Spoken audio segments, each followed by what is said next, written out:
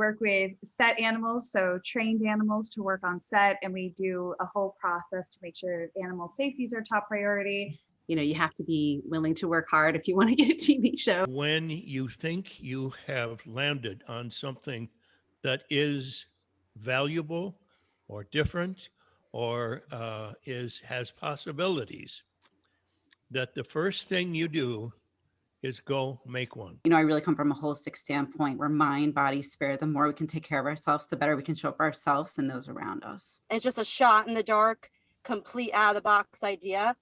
And that idea generated thousands of people nationwide. I'm Richard Gearhart. And I'm Elizabeth Gearhart. Welcome to Passage to Profit. You just heard from some of our fantastic guests. Stay with us for more.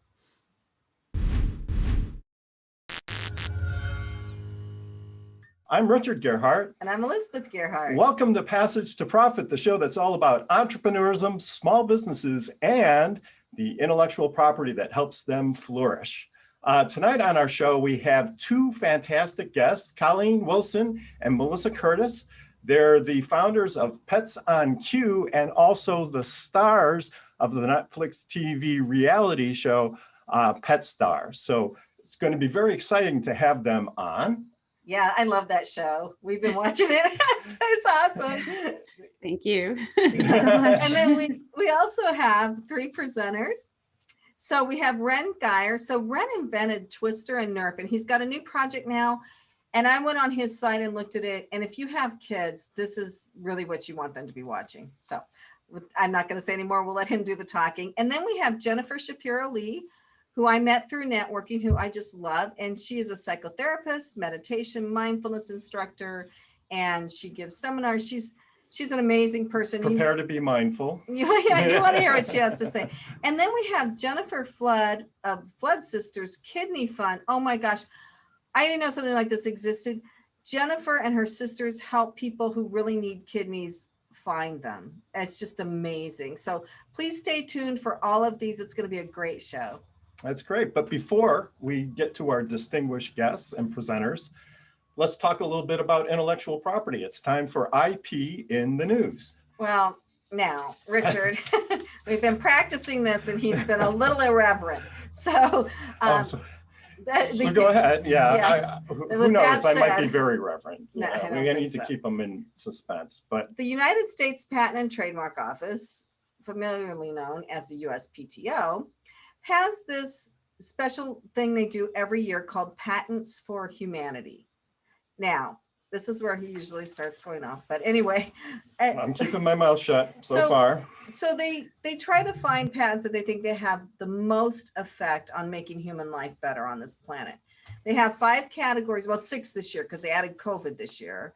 But they have medicine, nutrition, sanitation, household energy, and living standards. So if you have a patent application or even an issued patent that falls into one of those categories that you think helps the human race, then you can apply for this patents for humanity. So wait. So aren't all patents for humanity? I mean, are we some helping? Are for animals. But are like Exactly. Are aliens filing these or animals filing these? No, Anyway. Every patent is for humanity. So why do you have to have a special award for it? Publicity. So he is very jaded. Okay, so Richard, so the prize is you get just wait for this. This is the US Patent Office PR team going overtime. What is the prize? The prize is that you get an accelerated examination. Okay, so right there, if you're an inventor, what would you rather have? A trip to Hawaii or an accelerated examination procedure, right? I would rather get the accelerated examination because you know they like you. So they're probably not going to like hit you with a bunch of stuff. So anyway, and so you can apply for this until Friday, December 8th of 2021. So if you are a patent holder or a patent application holder, you should definitely go to the USPTO website and look for Patents for Humanity. And take your shot at getting that accelerated exam because who wouldn't want And don't one? listen, look, he's been doing this for 30 years. He's written, I don't know how many patent applications.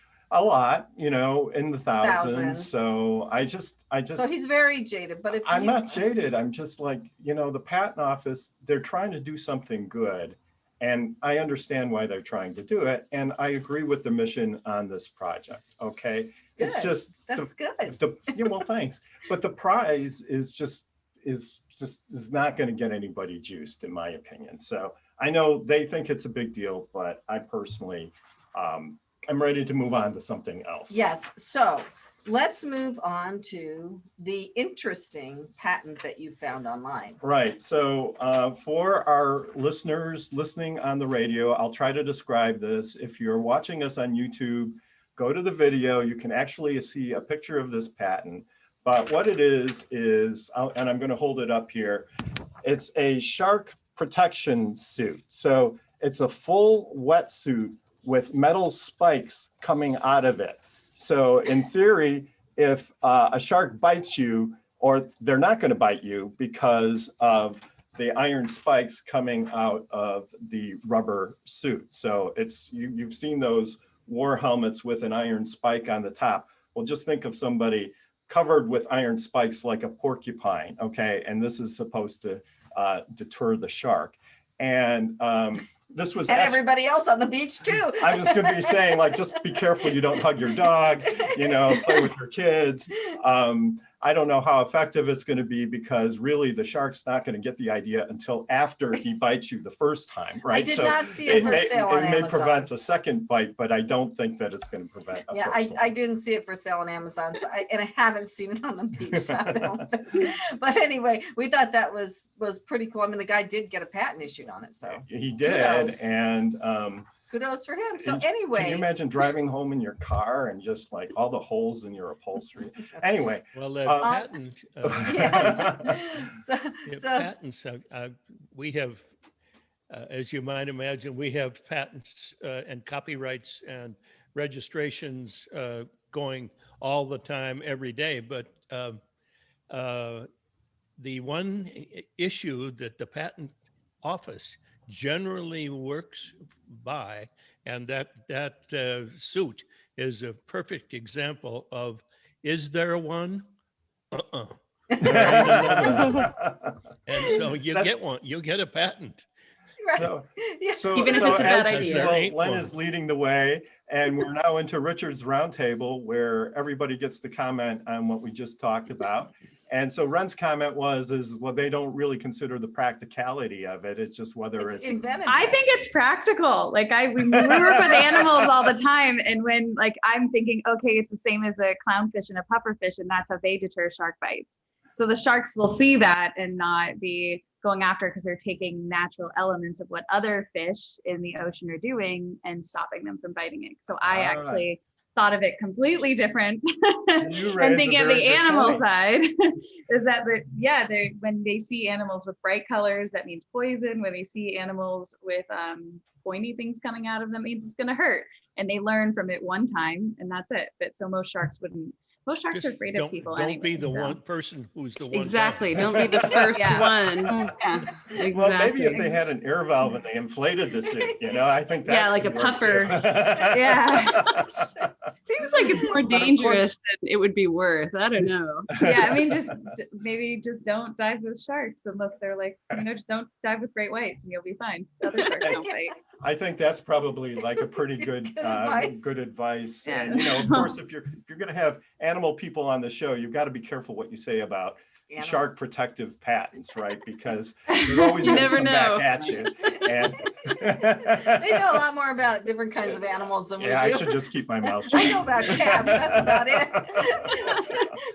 so Melissa, did you have a comment?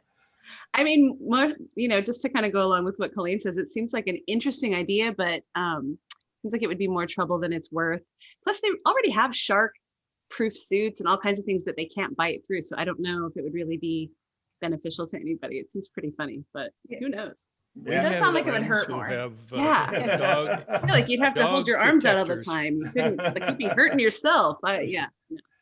there are items out on the market for little dogs, and I'm sure you've all seen those. Yeah. And you wrap the dog in this protective vest. And then there's also little spikes that they have that protect it from eagles if you're walking with your little tiny dog. And we happen to have some friends who have those, and they're very strange looking. So far, that dog has survived, so it's good. So Jennifer Shapiro Lee, do you have a comment on anything? I mean, I think it's a fascinating idea coming from a psychological perspective. I think that if people are going to go snorkeling or scuba diving, they may feel emotionally just more protected having something like that. I think it makes sense. Yeah. Well, I wonder, I have friends that wear collars with spikes coming out. You do not. And so I wonder if they're just kind of doing sort of a minimalist version. Oh, I see. Keep everyone away or something. Honestly. Okay, Jennifer Flood. Yeah, I'm gonna go with what Colleen said. I think like sharks want to stay away from you. So I feel like they would be scared of the spikes. Like they wouldn't want to be, trying to attack you. Okay. That's so we have votes for this invention. So come on, dude, put it on the market. So Kenya, what do you think?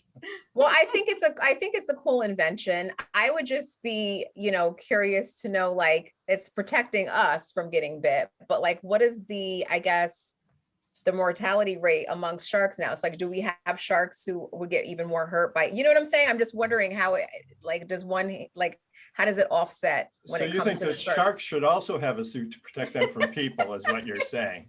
Got it.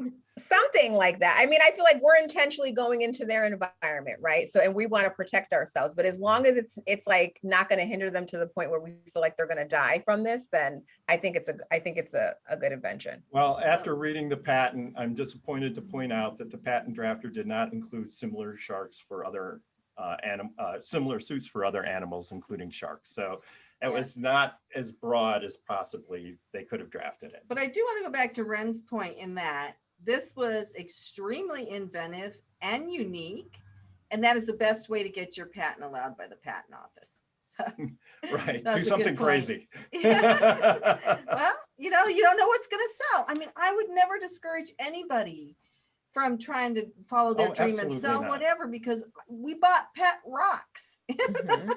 Remember that? Absolutely. So anyway, we have to go on to a break, but we'll be back with our guests right after this. You're listening to Richard Gearhart and Elizabeth Gearhart on Passage to Profit. Welcome back, everybody. It's Passage to Profit with Richard and Elizabeth Gearhart, and our special guests this evening, Colleen Wilson and Melissa Curtis, who run Founders of Pets on Cue, which is an agency that places animals for TV commercials and movies. And they're also the reality stars of the Netflix show Pet Stars. So really fun to have you with us. Hello, hello, hello. Hello. So what's it like to run a pet agency? Well, technically we don't run an agency. It's more of a booking. We do everything through a booking platform that is patent pending. And yeah, we work with set animals, so trained animals to work on set. And we do a whole process to make sure animal safety is our top priority, that the animals are comfortable on set. Because if anyone has pets, you can have 2 cats and one likes people, one hates people. Like, which one do you think we're going to pick to put on set? Like, it's pretty easy. It's a very small percentage of animals that can do it.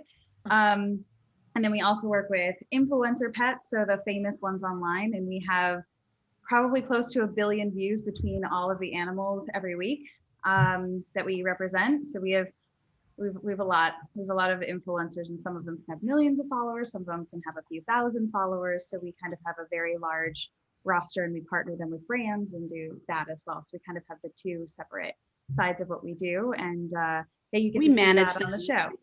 People say agency a lot, but it's really more of a management company and a booking platform, and we license things. We do all kinds of media, all kinds of stuff. We help them monetize, essentially.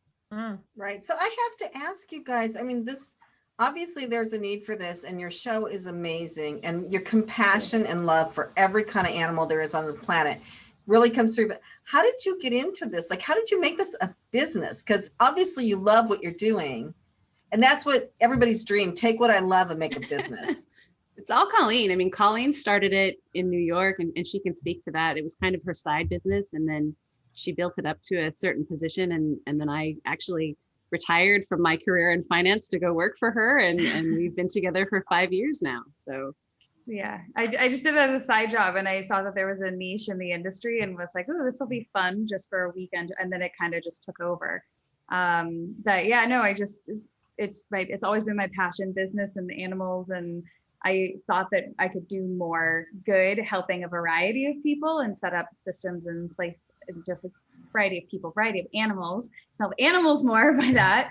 And through that, we've been able to help a lot of rescues, a lot of sanctuaries, as you see on the show. We've been able to do and monetize for a lot of people and ways that they never could have imagined, which is always really fun. And I get to work with my best friend too every day. And that was probably the best part about filming the show, was working with Mel. Yeah. So we have a lot of fun together. We laugh all the time, and we're a good team. So it's great. Yeah. How did you get a Netflix series? A lot of hard work.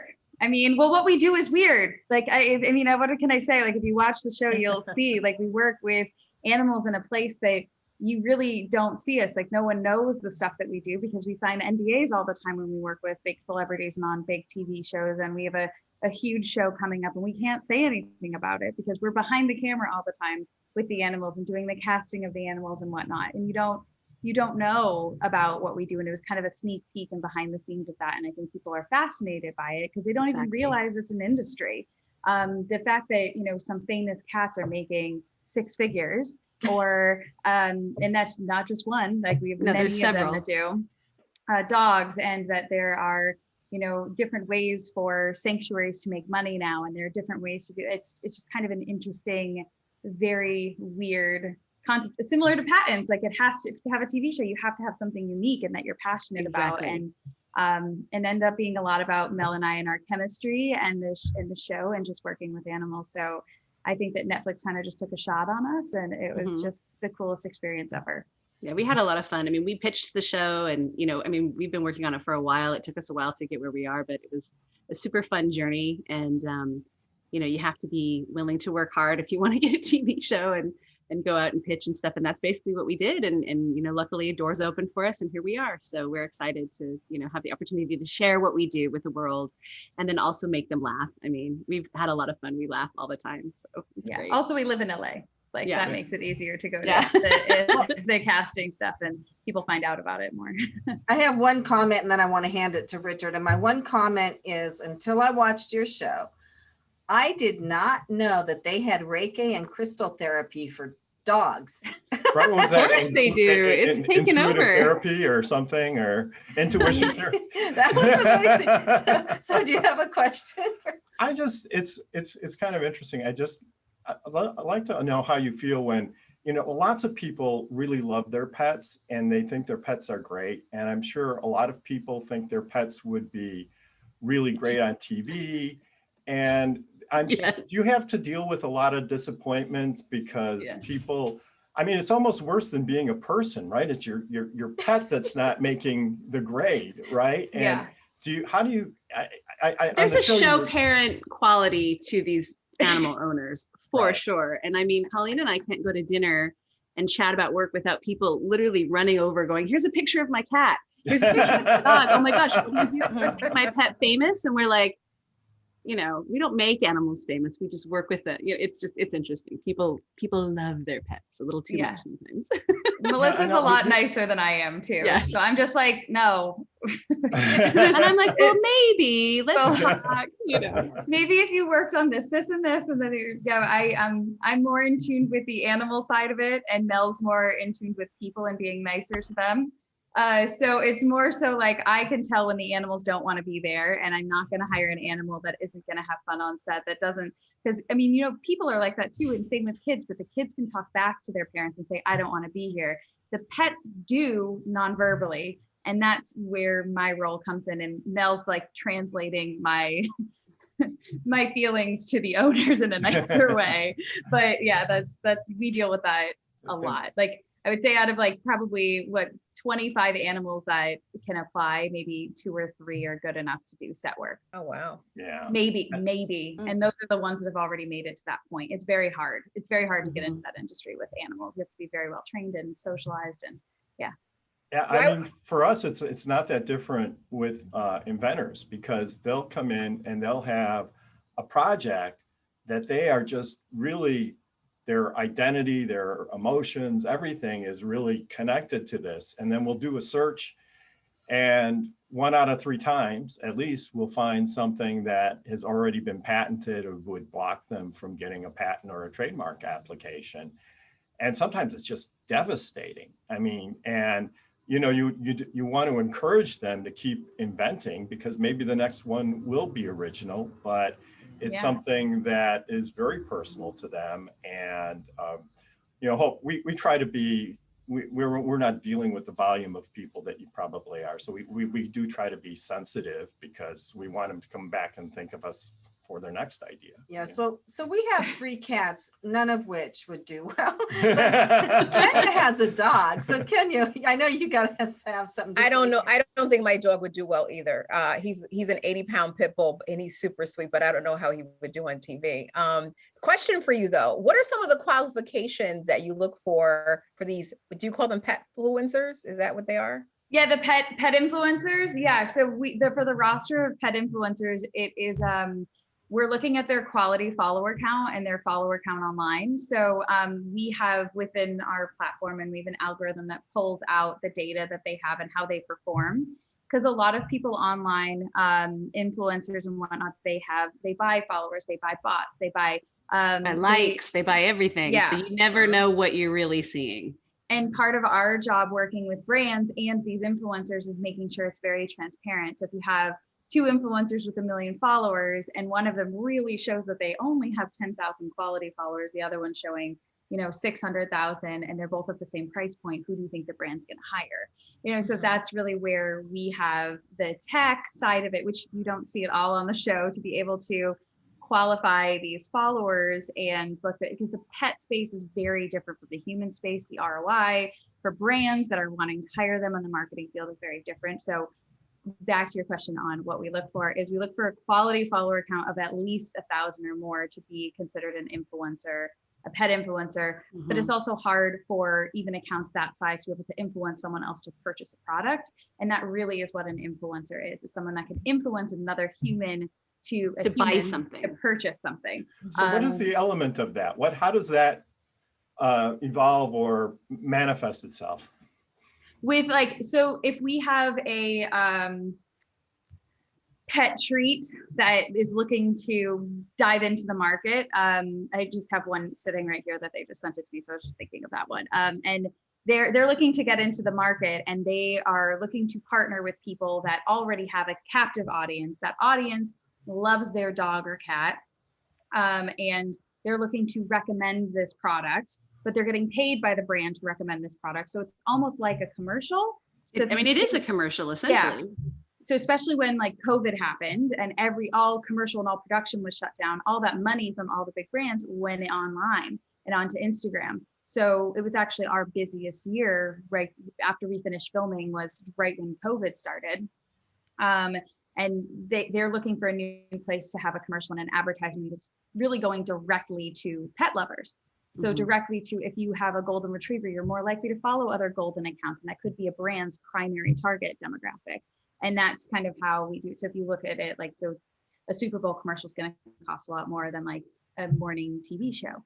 And that's kind of how we price it out too, but online. That's where the quality followers comes in, and the amount of views and all that stuff. Sorry if I would say we have a couple hundred people applying to be on the roster every other day. And we have a team that goes through and vets them out.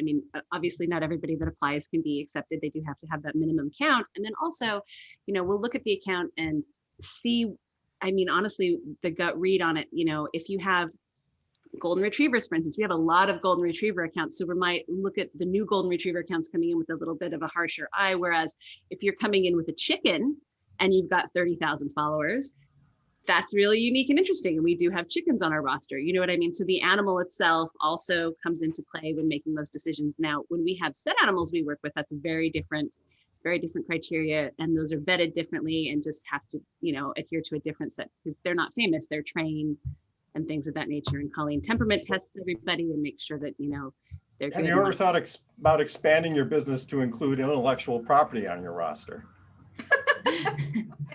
We do have some IP, but yeah. Maybe it doesn't fit No, I quite there, don't but we think have the shark protection suit. So we Yeah. can start with that. No, Okay. but I did want to make a comment. So when we were watching your show, what I found fascinating, I mean, anybody who's not seen your show, Pet Stars on Netflix, you have to watch it because it's not just a cute chicken doing tricks. It's behind the scenes, like seriously behind the scenes, Yeah. how they make their commercials. But what was so cool There are good chickens and bad chickens.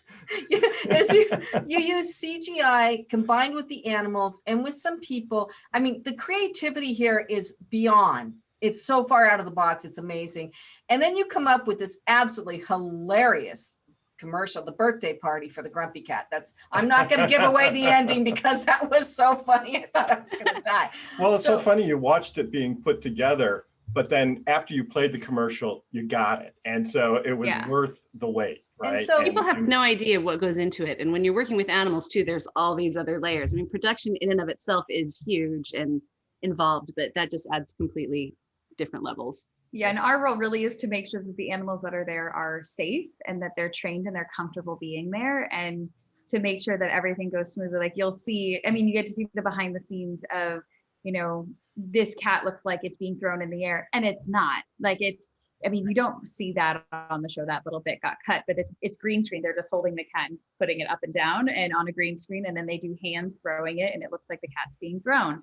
But it's really interesting, so people can actually see like, oh, there really is a lot of safety in this, and there are people out there that are trying to make it safe for animals. We loved it. It was really fun. Well, if you have a star quality animal, you don't want it to get hurt or traumatized or anything like that, and they can have delicate temperaments sometimes. So I got to ask you, so who scripted that grumpy birthday cat commercial? So you hire, when any commercial, we're not the ones that come in and do the creative for that. We're the ones that bring the animals that the creative is looking for the casting. So it's usually in production, it's a producer or it's the director the brand coming in. Yeah, there's one of those, like the brand, the producer, the director, the creator. There's someone in that's somebody has a scripting. vision, and then And then they usually will communicate with us saying, well, what can these animals do? Exactly. Like, what can we do? And then we'll give them the list of tasks. And sometimes Colleen will be like, no, we're not doing that. We're not doing that. We're, because because they're thinking in terms of production and, special effects. But then there's times when Colleen is like, nope, we're not doing that. That's too stressful. We're not, change this animal. This will be a cat, not a hedgehog or whatever, and that's what she's really good at. So I have one question for both of you, and that is, what is your favorite pet trick that you've ever seen in your careers? And what is the weirdest pet trick you've ever seen in your careers? Good question. On the show, we show Koa the chicken, and just because apparently I'm on chickens today, to see this chicken do things like, whisper a secret in your ear or untie your shoes. I'd never seen a chicken that was so involved and liked its humans so much and could do that. I really didn't know chickens were that smart. So I would say that really blew my mind, watching the chicken do stuff. Because she can do like 50 things, and I can't get my dog to come to me. Like, I think that I'm was the chicken whisperer. Exactly. So Kenya, do you have a question? Oh, Richard kind of asked it a little bit. I was just going to say, what was your either weirdest moment on set or anything strange story you can share about anything that's happened on set?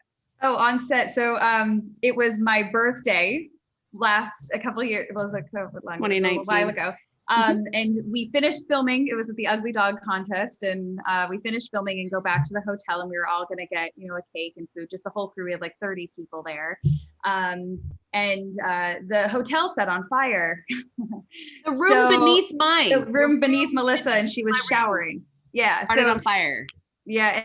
And then it was just someone that had plugged in I think Chinese appliance or something that was like battery that was way too much, and it basically lit the hotel on fire, and we all had to evacuate. But our evacuation's a little bit different because we had a 70-pound tortoise, We had 2 pit bulls, or pit bull mixes. We had a goldfish. We had like, it was like, oh my God.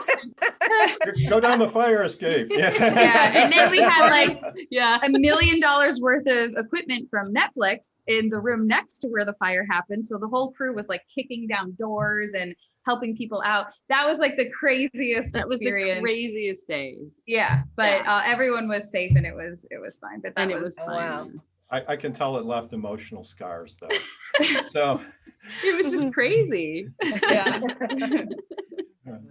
so anyway, no, those are all great experiences. And how have you gone from taking the transition from, you know, being sort of behind the scenes now to being in front of the camera?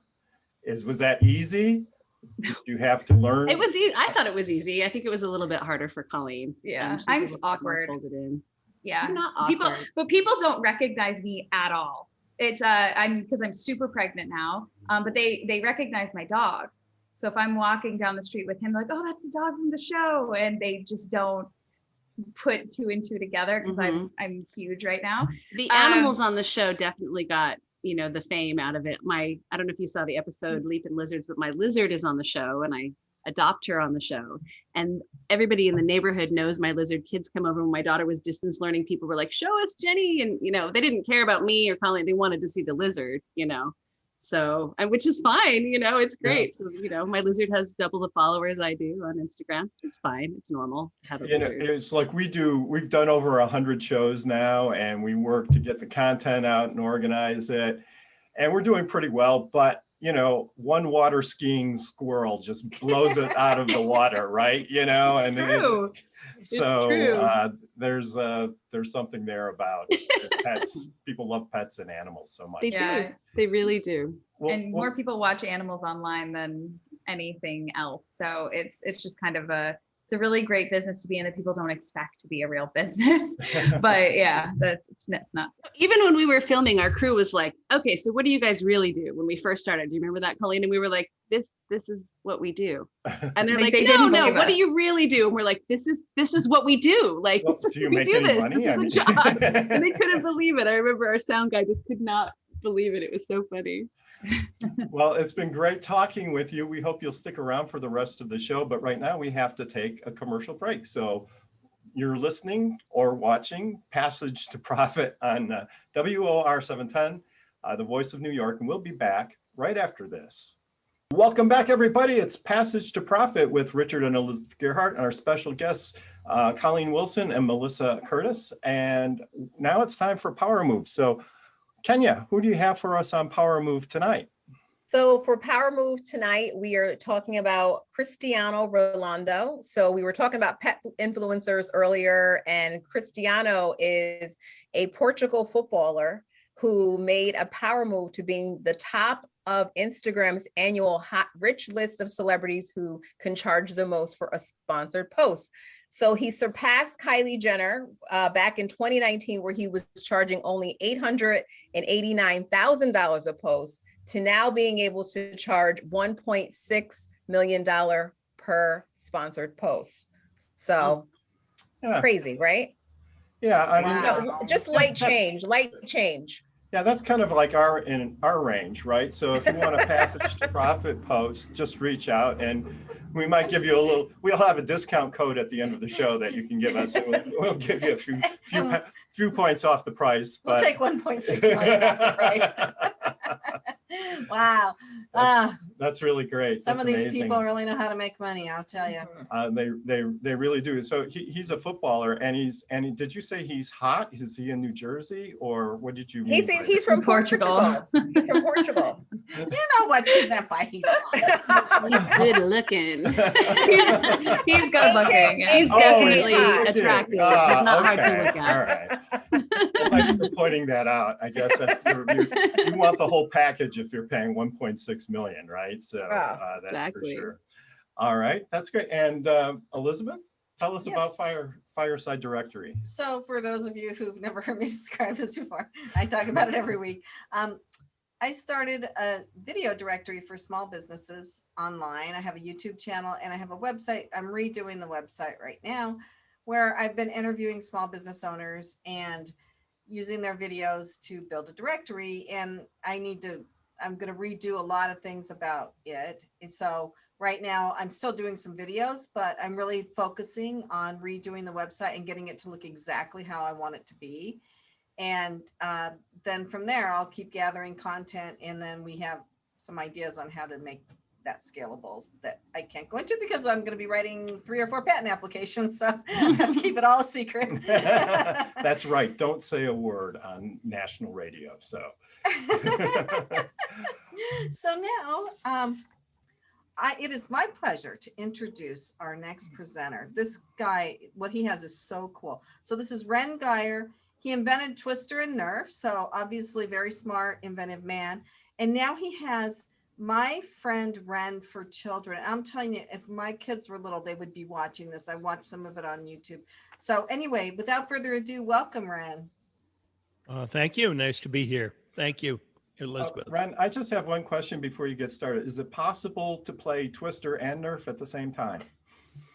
Of course, if you have a Nerf ball and you wish to incorporate that as part of the game, I'm sure you could invent that. And maybe you can get a patent on it. And there you go. All right. Well, you heard it first here on Passage to Profit. So let's hear about My Friend Wren. Well, you're nice to ask. My friend Wren has grown out of stories and songs that I've written over the years. We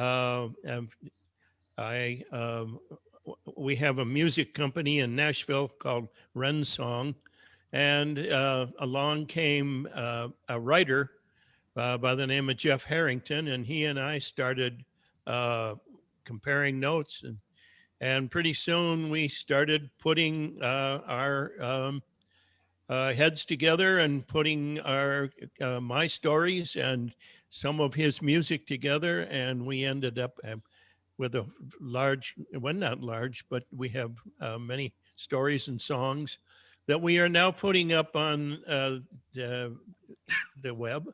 And if you go to www.myfriendwren, WREN, you will be able to see the songs and stories that we are putting up daily, not daily, but monthly, new songs and stories. That's really wonderful. You know, you've had an incredible career, and the commercial success that has come from Twister and Nerf. I mean, I've played both of those. I'm 60 years old, so I really can't play Twister anymore, but I can certainly aim a Nerf gun. But what are the sources of your creativity? And is it just pure trial and error, or I mean, how did these things come to you? There is a book that 2 people in Seattle have written, the Ides family. It's called The Dyslexic Advantage. And I am a certified card-carrying dyslexic. And so is my wife, oddly enough. And we raised 5 dyslexic children. Really? And in the process, learned how to have them remediated. The person who remediated them came to me and said, Wren, what do we do? Can I take what I do on a one-on-one basis and put it, broaden the use of it? And so I put her together. Her name is Arlene Sunday, Sonday, and put her together with my daughter Cynthia, and they spent a year step by step using the techniques that are used for dyslexia training. And we have now a company called Windsor Learning that remediates. We're in every state, and in thousands of kids every year are taught to read that can't read. Well, Wow. What I'm getting at is I'm pretty sure that being a dyslexic, I learned to find different ways to look at life, look at opportunity, look where others might not see opportunity. By example, the Twister game grew out of an idea that came to me while I was working on an idea for a program for a shoe polish company. And I thought, wait a minute, I have this idea where kids could be on a mat on the floor, and then, hey, wait a minute, there are no games where there are mats on the floor and people are playing games on them. And that is the essence of what brought us to the Twister game, by example. So, and you know, that's really, your story is really amazing. I had never met anyone who was in a marriage where both people were dyslexic and their children were dyslexic. And so what are some of the challenges that dyslexic people face in our world? What were some of the challenges that you had to overcome? Well, dyslexia takes a very broad swath, lives in a very broad swath of results for people's response to it and people's, I don't like to say harm from it, because I really do believe that because of my experience, dyslexia is perhaps a stepping stone to inventiveness and to looking at life with a different view. So what are some, the less you can look at dyslexia as some form of aberrant behavior or aberrant view on life, the better off you're going to be. Yeah. It makes person more intuitive, I do believe. I just as a comment, and then we'll ask our guests if they have any questions. But I had a friend in law school who was already an emergency room physician, and we were sitting next together in class, and I asked him for his notes one day, and he gave me his notes, and it just had these like unusual squiggles. And I asked him about it. He said, well, I'm dyslexic. But he was like one of the top students in the class, and obviously had completed medical school and his residency. So super intelligent guy, but he saw things in his head, and didn't even really need like the standard English and notes and so forth. If I could say something quickly, I can see where you're coming from though. You have to be creative and out of the box to be able to function in society with a condition that not everybody has, and that was not always accepted, let's face it. And so that really made you into a more creative person. I feel like that's what you're saying. So I think that was very well said. Yeah. So, but we need to ask our guests for comments. So Melissa, do you have any questions or comments? I mean, I just find it fascinating, in terms of dyslexia. I'm not dyslexic, but I work with people that are, and there are people Colleen is, I didn't want to call her out, but, and so it's been interesting to watch, because she's brilliant, she's my boss, she's my best friend. And so for people that aren't dyslexic, when you're working closely with people that are there any, I guess, tips or tricks or pointers for people on how they can better work together and come together cohesively in creative moments and work together better? And that's your question for me? Yes. Well, yes. I have, as I look at how to put together, if you're interested in being creative and being working in a creative way, my first suggestion is don't try to do it yourself. Be a part of a team.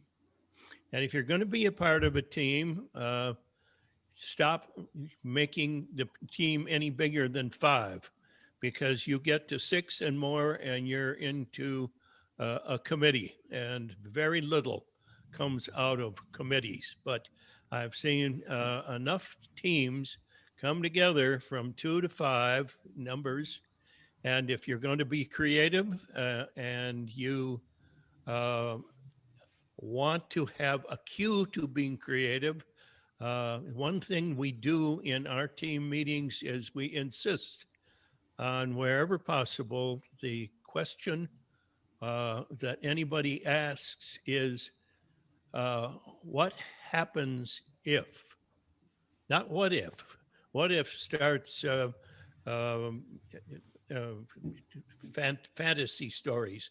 What if there is a world of? No. What happens if is the question that it asks, what are the processes that go before, during, and after what you're trying to do? And thirdly or fourthly, I don't know, I'm not counting.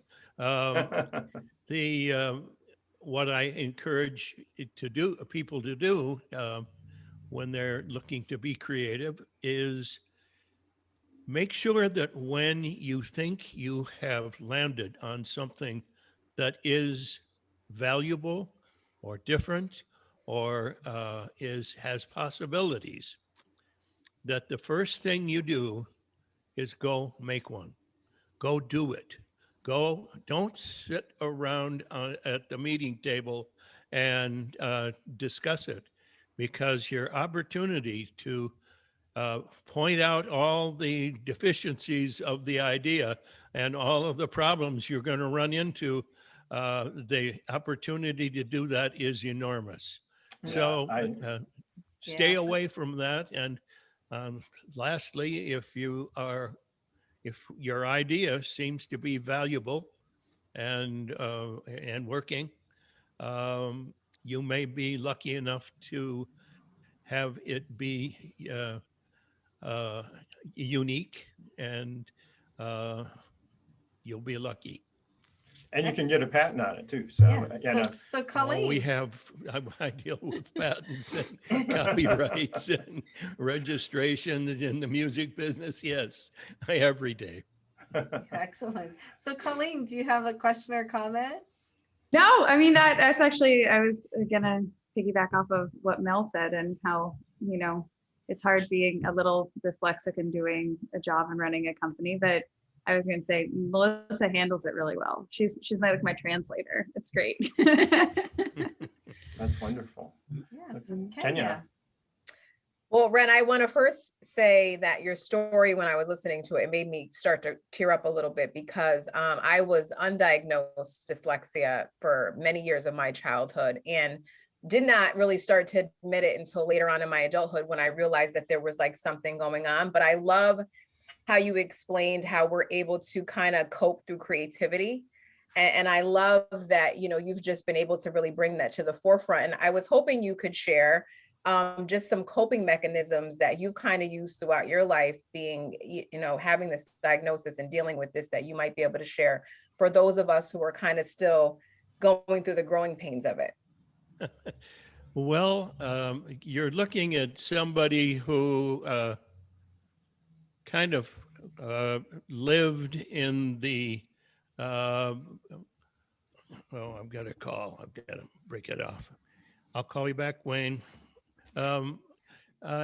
You're living with someone who has kind of bounced along the bottom of the academic stream and barely got out of every class that meant something. And I just barely squeaked out of college, but I got there. And I got there, perhaps the path was not exactly the same that most others would take. But part of it was part of by example. I found a way, found out that I had already been writing short stories, and I was way behind in my honors credits. And I went to them and said, well, I'm doing this writing and I've got these stories. And they say, well, yeah, well, we could count that as your honors credits. And so you find ways to cheat the system and do it a little bit differently. Other examples, when I was 15 and had no idea I was dyslexic, I was just dumb. And but I was a sailor in the summer, and we had a fleet of about 40 sailboats, and I would win over half the races. And as I look back on that, as why would I do that? I think that I was. My suspicion is that I trusted my intuition. On the water. I felt like what I felt and it wasn't a rational process. I knew that. I just did. And so that was indicative of maybe this person has possibilities. They certainly are academic possibilities. And it wasn't until my wife and I were our eldest child, Lisa, somebody finally said she should be tested at the University of Minnesota. And we had that done, and they came back and sat us down and said, well, your child is dyslexic. My wife Mary had been reading her texts to her all the way through. She was 15, so she was a sophomore in high school. And wow. We said, dyslexia, what is it? And they explained dyslexia to me and to Mary. And we said, well, what's so unusual about that? That's what we are. So, Ren, this has been fascinating. This has been great, but I'm sorry, we're out of time, but this has been incredibly inspiring. And I know that you came here to talk about my friend Wren. So anybody who's listening, you can understand how compassionate and intelligent and how Wren connects with children. Really, I would highly encourage you to watch My Friend Wren, because it is content presented for children in a very different way that I think is much better for their nervous systems, quite honestly, than what's on TV now. And what I loved about it, I just want to say this quickly before we go, it's extremely diverse. I was saying when I was growing up, there were no little girls. Like the Muppets had like one Miss Piggy who was always chasing after a guy, right? And this show has everybody in it. So your child can see themselves. So I love that about it. I appreciate those kind words, Elizabeth. Thank you. We are having fun putting them up, and we need viewers and subscribers because we've just launched. Yeah, so please, it's My Friend Wren, Wren spelled W-R-E-N. It's a YouTube channel. It's a website. Please check this out for your kids. They will thank you later. So anyway, you are listening. Thanks, Elizabeth. Yes, thank you, Wren. So you're listening to Passage to Profit, the Inventor Show with Richard and Elizabeth Gearhart. Our special guests, the stars of Pet Stars on Netflix, Colleen Wilson and Melissa Curtis. And we are on WOR 710, the Voice of New York, and we will be right back. Well, welcome back, listeners. You are listening to Passage to Profit, the Inventor Show on WOR 710, the Voice of New York. If you're just joining us, our show will be a podcast tomorrow, and will also be on our YouTube channel. And I'll tell you, we have had some amazing discussions so far, and we're ready for a couple more, actually. So our next guest is Jennifer Shapiro Lee. I met Jennifer through networking. I was so impressed with her. She's a psychotherapist, meditation, mindfulness. She gives presentations. And without further ado, welcome, Jennifer. Thank you for having me here. I'm looking forward to being here today. So I'm the founder and director of a psychotherapy practice located in Roslyn, New York. Between myself and my team, we can treat all mental health conditions and really any age range, ranging from children to adolescents to adults. Then within my practice, I ended up getting into mindfulness and meditation because the research showed how helpful it is for people dealing with stress, anxiety. So I ended up through a bunch of trainings going after a certification as a teacher in that. And then later on, I ended up going and bringing that into companies and organizations. And really my passion is to speak publicly. I speak on all media outlets about decreasing the stigma and silence behind mental health conditions. I want people to know that if they, it's just like if you broke an arm, there's treatment for that. Same with mental health. With mental health, there is treatment and ways to help. So just bringing this out into the conversation is really important. So thank you for sharing that. How do you feel the attitudes toward mental health treatment have changed over the years? Well, I think one silver lining of COVID is that there's more talk of that now. People know, a lot of people suffered, almost everyone suffered in some way throughout COVID, and it helped normalize a bit of the mental health stuff. And more people are seeking help now more than ever. I mean, I see that in my practice, so do all mental health professionals. And a lot of these people needed to seek help before and they didn't. And now they are. And even I've been going into companies and organizations a lot, and they've been hiring me to do presentations on mental health awareness. So staff can recognize, what are the symptoms if I'm feeling depressed? What does it mean if I'm feeling anxious, and how do I get help? And also companies are bringing me in to speak about coping skills, self-care, ways to, how does mindfulness and meditation help your well-being? So I think right now there's really, people are recognizing the need to take care of our well-being. And, I really come from a holistic standpoint where mind, body, spirit, the more we can take care of ourselves, the better we can show up for ourselves and those around us. So Jennifer, how did you get into this? What's your backstory?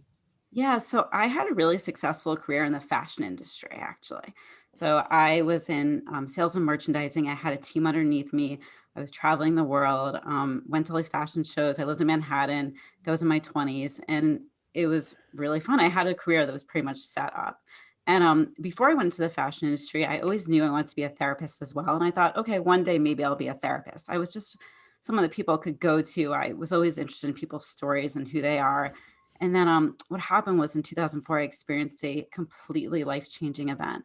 I actually lost my father to suicide. And he was a very successful hospital CEO. I managed an entire hospital system. I swear I never saw my father depressed one day in my life. I found out after he passed that he had gone to an outside community to get medication for depression because because of his status, he didn't want anyone to know. So I had actually applied to grad school to be a therapist while my father was alive, never even knowing my father was depressed. And I got in, I didn't go. And I thought, okay, this great career in fashion. But then 3 years later, after he passed, my life completely changed. I ended up applying to Columbia University for grad school. I gave up my team, my career, and I went back and I really changed everything I was doing. And it was almost like, I always thought I was meant to do that. It was almost like my why found me, even though it was the worst thing I could ever go through. I from there, I love what I do. And I feel like it's such a rewarding career. And I've seen clients of mine, I've seen people in companies, individual clients, couples, whatever it may be, really transform their lives for the better. And I know it's possible. So do you feel like you've fully coped with your dad's suicide? I did. I practiced what I preach, right? So I went and I got therapy myself. I learned about meditation. I helped myself. I mean, obviously there's days it still affects me. I mean, that's the truth, but of course it will. I think it always will in some way, but I feel like I've done my personal work. And I think the more personal work I can do myself, I can be best to help other people. So I really, I not only I'm very trained, I have tons of different trainings and education and skills, but I also have went through stuff myself. And I learned that, I can move on with my life and things can get better. Obviously I'll never forget them, but I still have a life. I have kids now. I have my own life right now. Wow. So Colleen, do you have a comment or question? Yeah, I actually saw online, is the rapid eye movement that you do? Yeah. Do you do that too? Can you explain how that works? Or, Sure. I'm so fascinated by what you do. I've actually heard of you before from a friend. So yeah. Oh, amazing. Okay. Yeah. So I'm doing EMDR. It's called eye movement desensitization reprocessing. It is one of the number one treatments out there right now for trauma. So I went and I got trained in over 100 hours to be able to do this. And I have so many clients that I've dealt with all sorts of trauma. I mean, it can be any trauma from, having been in a natural disaster to an assault to just anxiety to a fear maybe of dogs. I mean, it really ranges, but people come in and how it is it's called bilateral stimulation, where not only are you doing talking, but they're also looking at something, which might mean, I can give you an example, is, for example, while they're following my hand, like I could go like that and they follow my hand while I have them think of a memory. And what happens is with doing that, it changes the neural pathways in our brain. So it doesn't mean we're going to forget the memory. It just means the way we're going to respond changes. So I could have someone come in, for example, and say, I'm not worthy. Maybe that's their belief from a trauma. And then the idea is the trauma is never going to change, but they are going to leave after the treatment and they are going to feel worthy and empowered in their life. Excellent. So, Melissa? Amazing. No, that's fascinating. Going back to COVID, you know, I have said jokingly to my husband, I feel like the whole world has PTSD from COVID, but I feel like that's true. I mean, I've said it kind of in jest, but I feel like that's true. And for those of us with kids, I know, you know, my kids were very resilient. They both had to leave school. My college age daughter and my elementary school daughter, they both left school and were learning at home. And now they're both going back to school this year. And I feel as though I've done a decent job in keeping communication open and things like that. But I always wonder if there's signs I should be looking for, things as a parent that I should be watching for with my kids specifically that are maybe not red flags, but just warning signs of maybe something more is needed, more conversation, or maybe we should talk about therapy and things like that. And I'm just not quite sure what to look for. yeah, So if no, you could speak to that, that'd be great. Yeah, it's a good question. A lot of people wonder that. With kids, a lot of it comes out physically. So they may say, oh, I have a headache, I have a stomach ache. You may see them isolating a bit more from doing things. You know, a lot of kids are all on technology. I mean, that's kind of the way it is now too. But you know, you also want to, children and teens, adolescents, they get very triggered by technology, especially the teens, adolescents. So just to kind of be mindful of opening those conversations and talking about things. So really like any physical changes, any behaviorally, if you see them acting differently, maybe before their favorite thing to do, they were involved in some sport and then they pull out and, you know, they're isolating more. So really just to look for anything that seems like a change, I think is important. But like I said, it usually comes out physically within kids. Got it. So Kenya, do you have a question or comment?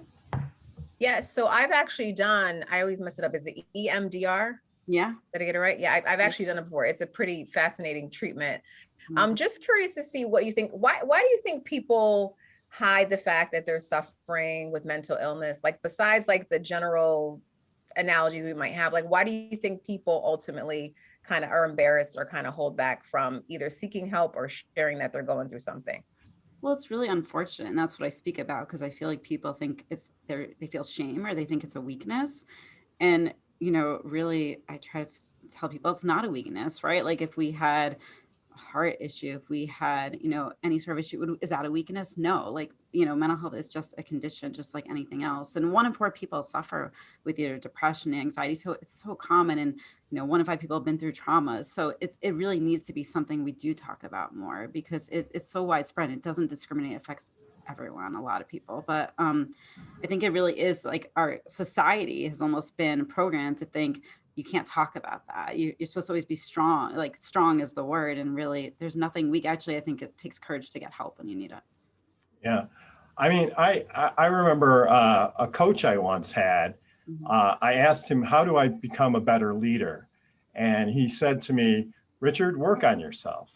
So I think, you know, I guess now that I think about it, maybe he meant it in a different way. But the point is that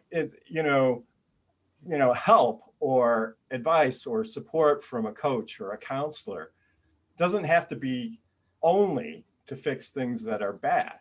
They can help you grow in new ways that are good. And I think, you know, and so by healing some of the old wounds, you can do more than you could before. And so, you know, maybe we need to start thinking of these as opportunities for growth instead of fixing something that's broken, right? Well, yeah, it could definitely help you become the best version of yourself. I mean, it's all about growth and, you know, change and transformation.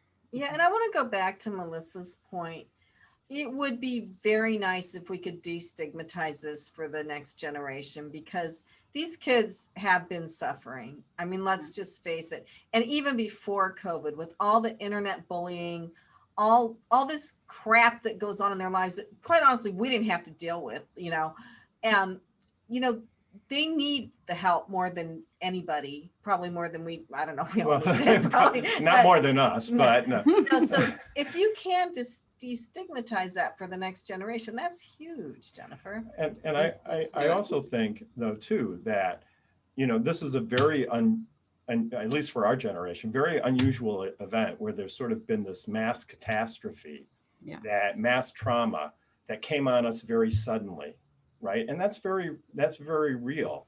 I mean, I would have never expected that to happen or live through something like that. And this generation is going to live through that. And they may never achieve the level of comfort and safety that, I grew up with, right? But that's just going to be part of the society's fabric, going forward.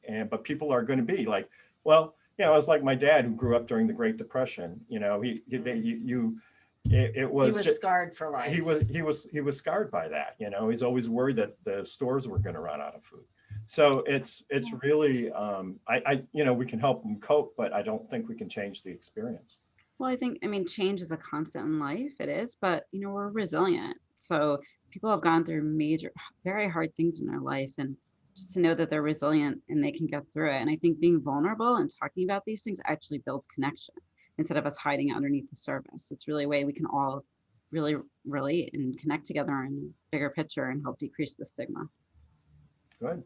I agree. People need to share their stories, and there should not be a stigma of getting help when you need it. Everybody needs it at some time in their life, and hopefully we'll get to that point where everybody gets it when they need it. But right now, unfortunately, we need to go to break. So, Jennifer, as always, it was just a pleasure talking with you. And thank you for sharing your story, and also for creating even more awareness on this issue. I know I've benefited from a lot of help, and I can't imagine being where I am today without it. So thank you for raising that issue. So you can find Jennifer at her website, Jennifer Shapiro Lee. So Jennifer is spelled with two N's. So it's JenniferShapirolee.com. Jennifer Shapiro Lee, Jennifer with two N's. So thank you, Jennifer. That's wonderful. Thank you. Thanks for having me. Absolutely. So listeners, you are listening to Passage to Profit, the Inventor Show. We're really getting deep, aren't we? we are really going on a passage here. So anyway, no, we have been, this has been an unusual show. We've really dug more into the psychological aspects from every guest and presenter on the show so far. I think it's really been a great show. So it's been a great ride. So, but we have one more presenter left who is going to blow your socks off. You're not going to believe what this woman has done. So stay tuned. You're listening to Passage to Profit, the Inventor Show on WOR 710, the Voice of New York. We'll be right back. Welcome back, listeners. You're listening to Passage to Profit, the Inventor Show on WOR 710, the Voice of New York, with Richard and Elizabeth Gearhart, and our special guests today, Colleen Wilson and Melissa Curtis, the stars of the Netflix series Pet Stars. And if you missed their segment or the other segments we've had just a fabulous show. You can hear them on our podcast, which comes out tomorrow, and you can see everybody's gorgeous faces on our YouTube channel. We always get the best looking people on the show. So you can see it on YouTube as well tomorrow. And it's Passage to Profit Show is the name of it. So without further ado, I have been so excited to talk to this next presenter, Jennifer Flood of Flood Sisters Kidney Fund. What she's doing is just amazing. So I won't say any more. So welcome, Jennifer. Tell us what you do. Thank you so much for having me, Elizabeth and Richard. And so my sisters and I started Flood Sisters Kidney Foundation. It started in 2008. Our father was in need of a kidney donor, and none of us were a blood type match. We didn't want him to go on dialysis, and I'm a nurse, and we knew the waiting list was going to be 2 to 6 years. We had used Craigslist, as crazy as it sounds, for selling items, for networking, for just meeting people. I'm a mother. I used it for childcare. We said, let's just put an ad out there in the volunteer section of Craigslist and see what happens. It's just a shot in the dark, complete out of the box idea. And that idea generated thousands of people nationwide. A woman from high school ended up seeing the ad, She ended up working for News Radio 880 in the city. She put us on radio. And from there, all these people kept responding to the ad and wanting to test for our father nationwide. It was incredible. And from there, it was a roller coaster ride, interviewing tons of donors and, where they're located, what's their blood type, what's their gender, finally get down to 6 donors. And then we have to deal with hospitals at the time who weren't doing living donor transplants in 2008. And they weren't doing living donor transplants, let alone from a complete stranger. So we had medical barriers at hospitals, not wanting to do the transplant because it was a stranger.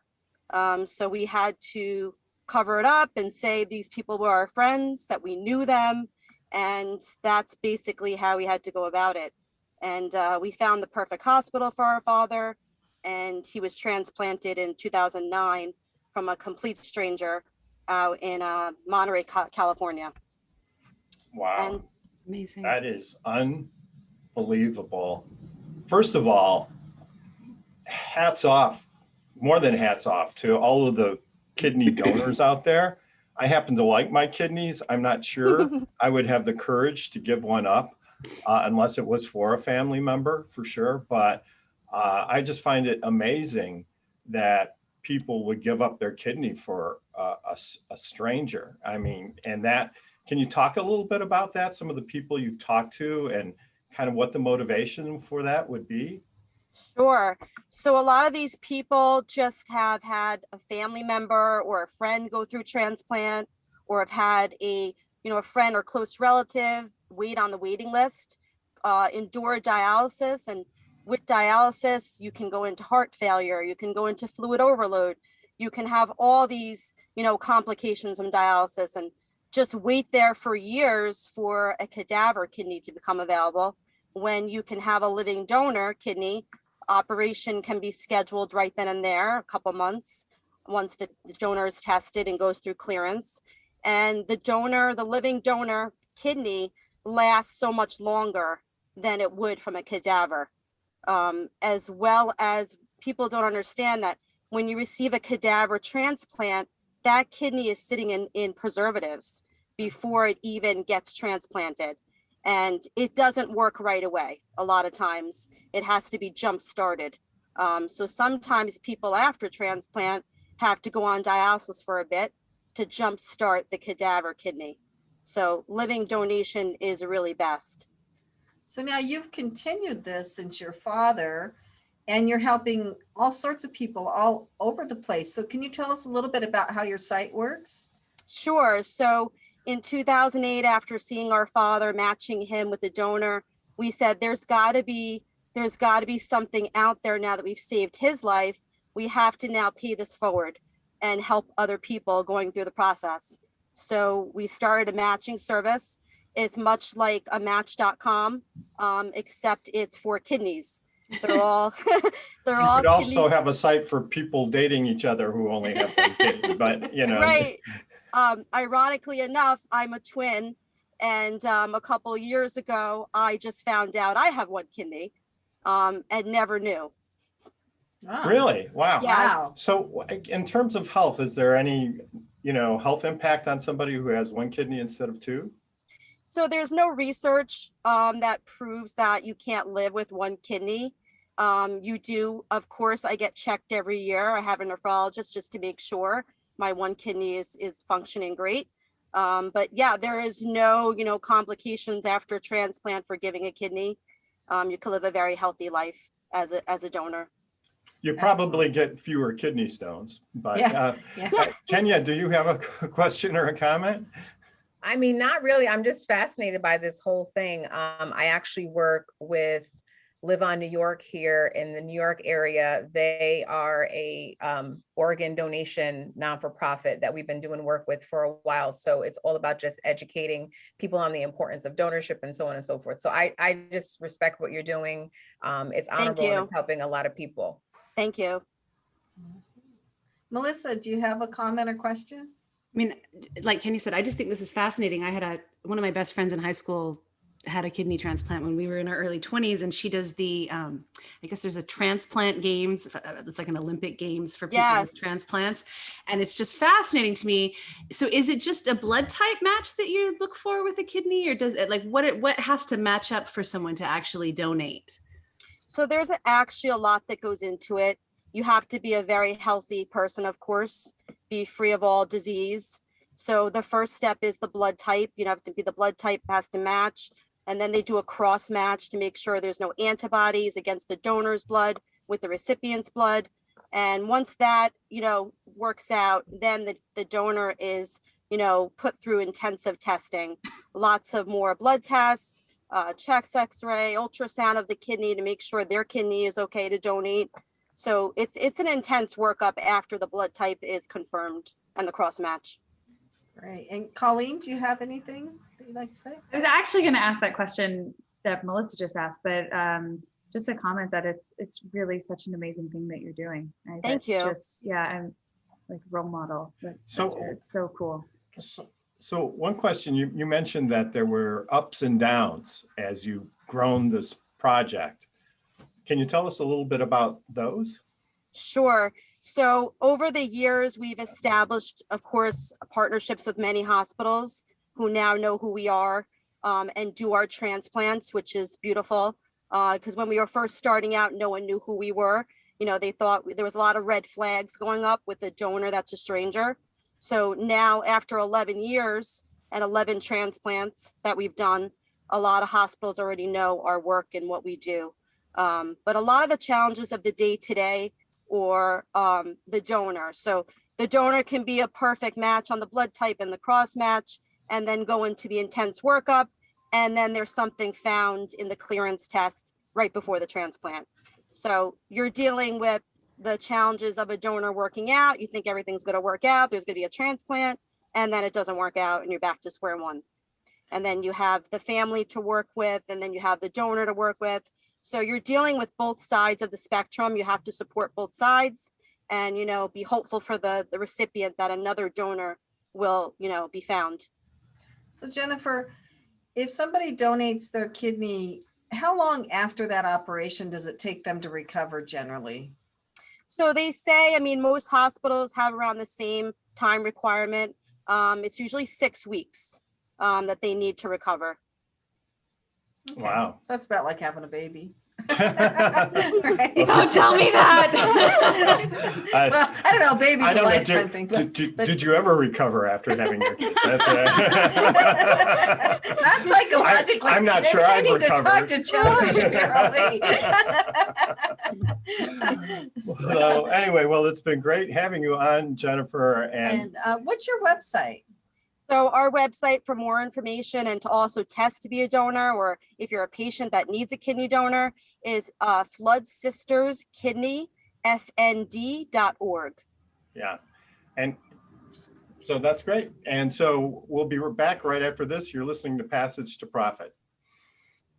Welcome back, everybody. It's Passage to Profit. What an incredible show. I think this has been my favorite of the favorites. Like amazing people on this show today. I just can't even begin to describe it. So much humanity. See, Patents for Humanity did fit in. So much humanity in this You show. had to work that in there, didn't you? I did.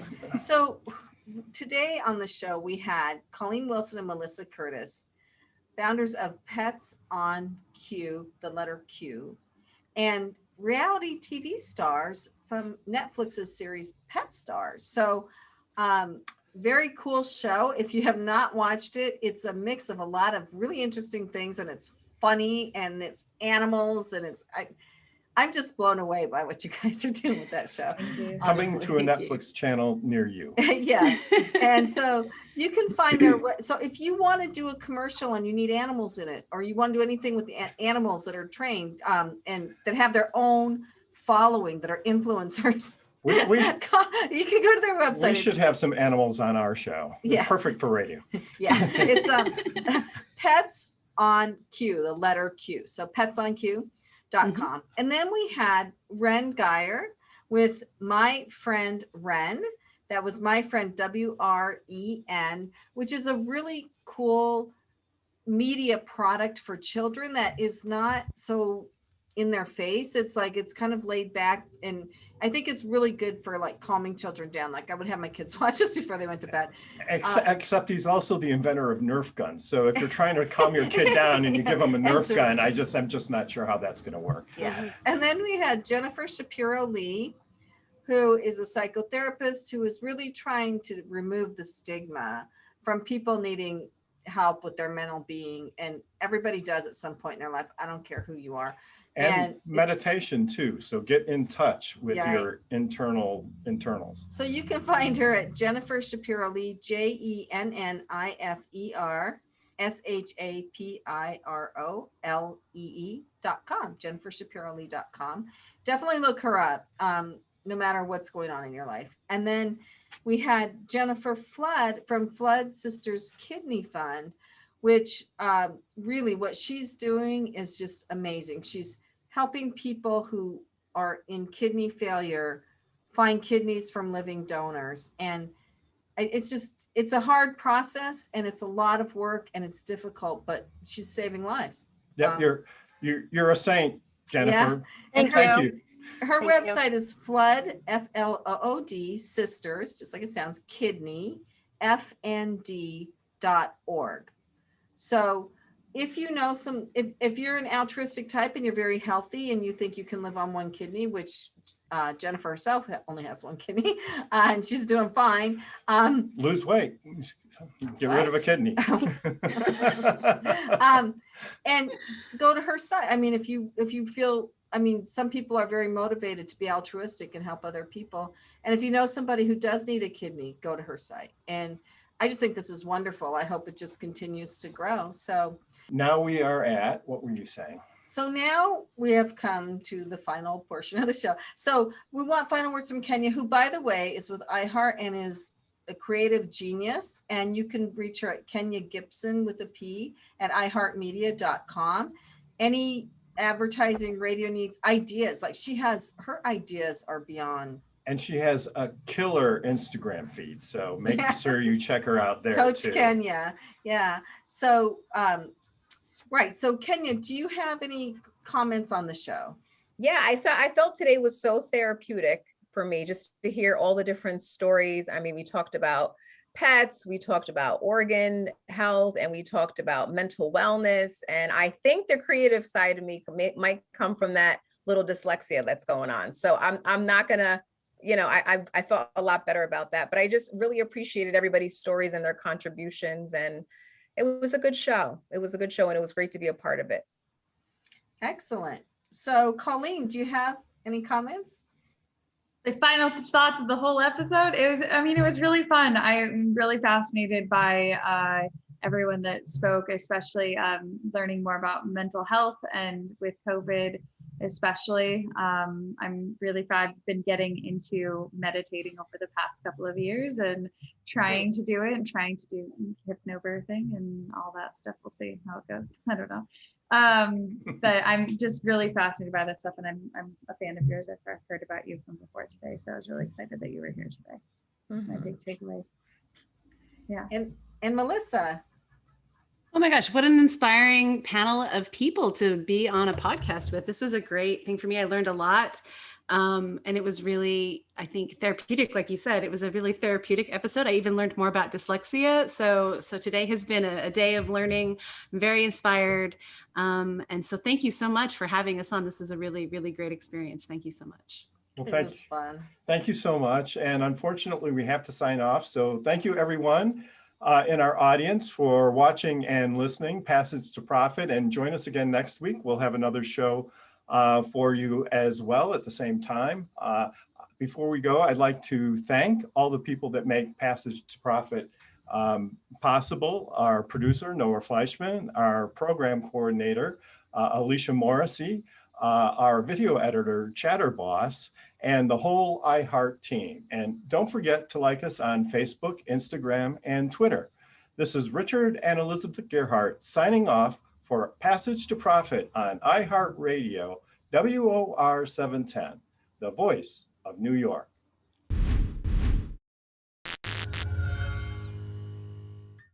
Ta-da.